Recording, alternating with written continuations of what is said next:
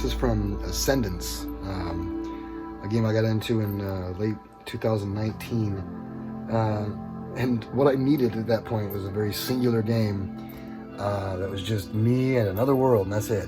And this was the perfect find. I don't know how I found it. It wasn't recommended or anything. I just was going through and I was like, what's this, Ascendance? And maybe I was in alphabetical order, that's why it popped up so soon. But yeah, sometimes I just like to, for the pure sake of nostalgia and taking myself back to that latter half of 2019, which has been one of the more eventful times of my life. So I like to be reminded of it, and sometimes just turning Ascendance on and letting that background music play for a while. It takes me back to that time, and I kind of bounce off. Hey, all right, that's what I was like then, and I was enjoying myself a lot then. What's changed? What's improved? So I don't know. It's strange how music in a game can do that too. Not a record that you're spinning over there or something like that. I just like sharing it. It's difficult to share with others. It's got to be somebody else out there that had a rough 2019, and Ascendance reminds them of the sadness, but the gratitude of all of it. Out there somewhere. Just in case you haven't figured this out yet, I like trains quite a bit. Old trains, new trains, toy trains, you name it. So guess what? I'm going to talk about trains.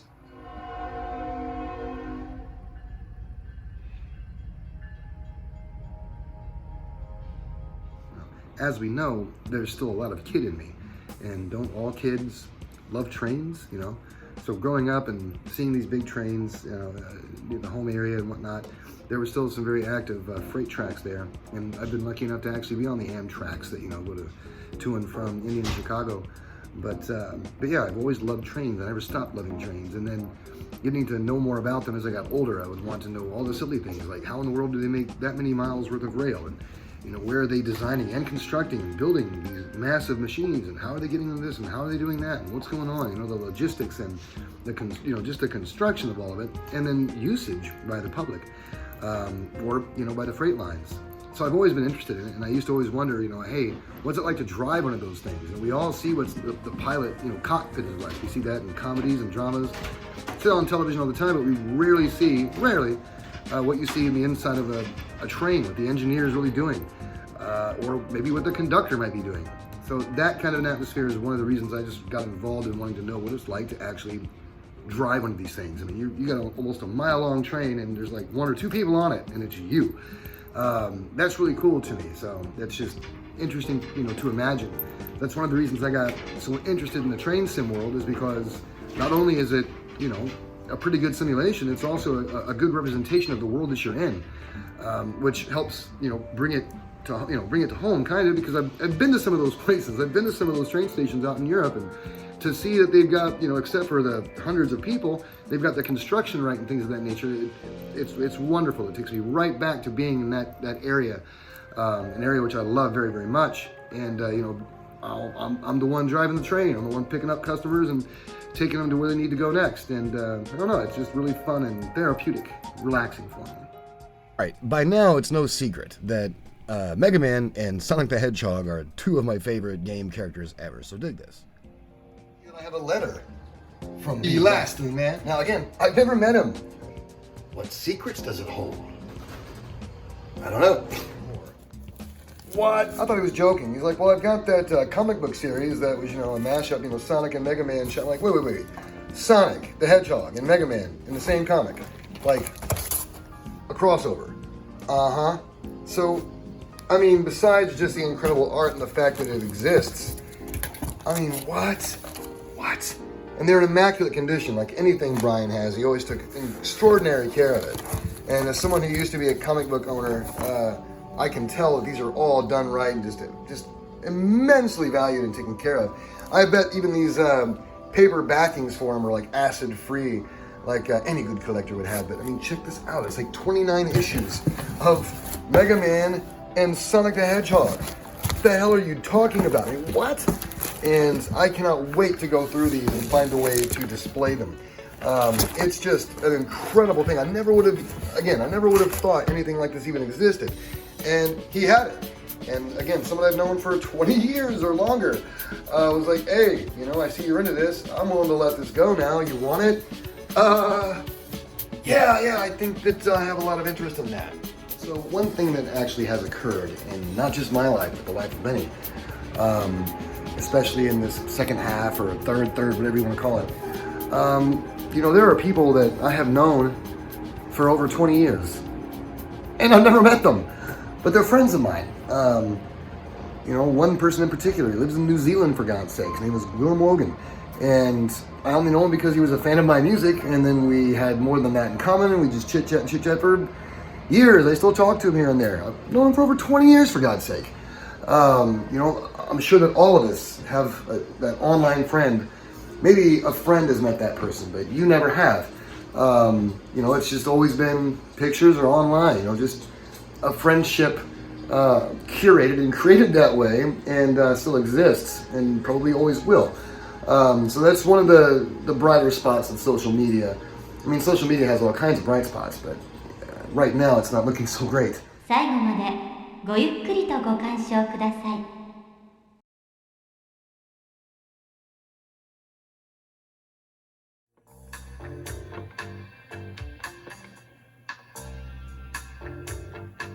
地下だな、風紀課は。あんた、江戸に伝えてくれ。早くやめちまいな。いつまでもただ飯食らってると惨めだってな。俺は便利屋じゃない。言いたけりゃ自分の口で。There we are. Now, if you were a big fan of Snatcher, whatever you played it on, you know, Turbo CD, Sega CD, most of us, the Sega CD, if you played Snatcher and you loved it, then this is something that you must eventually play someday. Yeah, it wouldn't come out in the US for the Saturn. That sucked. But I'm not the only one that thought that, hence the fact that we have these, you know, English patches, you know, popping up, and some amazing people like putting together like $100 packages, you know, that make it look exactly like it should have looked had it come out when it was supposed to. But anyway, yeah, it's very, very Snatcher-esque. You'd love it. And it's, you know, the same team pretty much that worked on Snatcher. And this is kind of the sequel to it. It's not a direct sequel, but it's definitely in the same world. They don't hide anything about that. So it's really enjoyable. It basically is a video game movie, you know, a video comic, something like that. And it's lots of fun. It really is. It's very, very cool to play a game that's kind of slow paced like this for a while. でも頼れる人がいないの。あなたしか。And you have to remember that in Japan, the culture is different. So yeah, that right there, it might make it into a video game in Japan. But, oh, there we go again. What's in there? Yeah, watch your line. I think you've had enough. Come up. Yep, you've had enough. So have I. Moving on. Let's go and shoot some targets down, man. Just relax. And I need to de-stress, man. I'm gonna shoot these damn targets all night.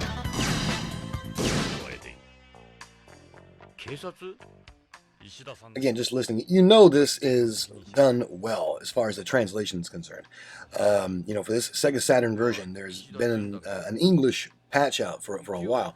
But not only, you know, hey, it's an English patch, there is good English and bad English. And a lot of the translation in this game is top tier.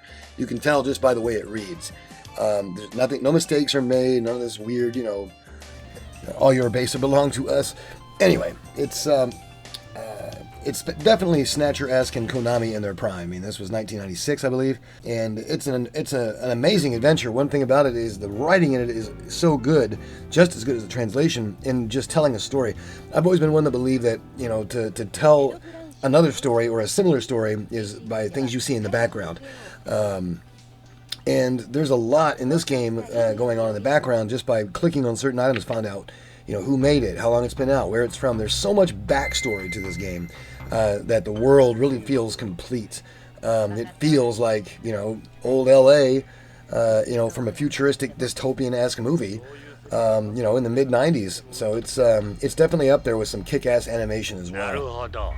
これを調べれば犯人は限定できる。特別扱いは嫌いじゃない。AP 全員第二装備で集合。徳川製薬へ踏み込む。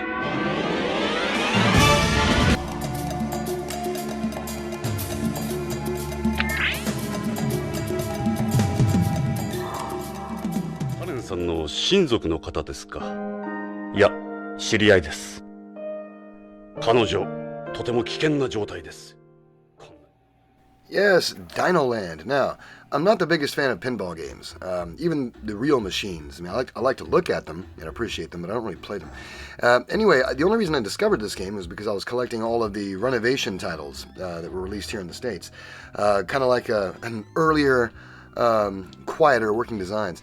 But that's why I picked it up, and when I put it in, played it, I was delighted, actually. It was much more charming than I expected. And it's pretty damn creative too. It's not very expensive either, so if you find this one out there, grab it. It's good to have on your shelf. And again, there's that those kind of character designs and facial expressions, very common in Japan. You just didn't really see that very often on the Genesis. Usually more often on the TurboGrafx or the PC Engine. But I also like how you have little hints of Metroid. It morphs into the the Dino character and then back into the ball. And also kind of Blaster Master reminiscent, I think.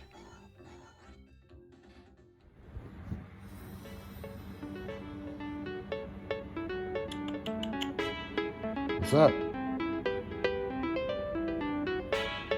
So what are we doing? We're playing Dino Land, we're playing Policenauts, we're playing Ascendance. Well, not all at the same time, no. But, I'm just trying to keep things light for a second, So be sharp. Be cool, be safe, and keep collecting.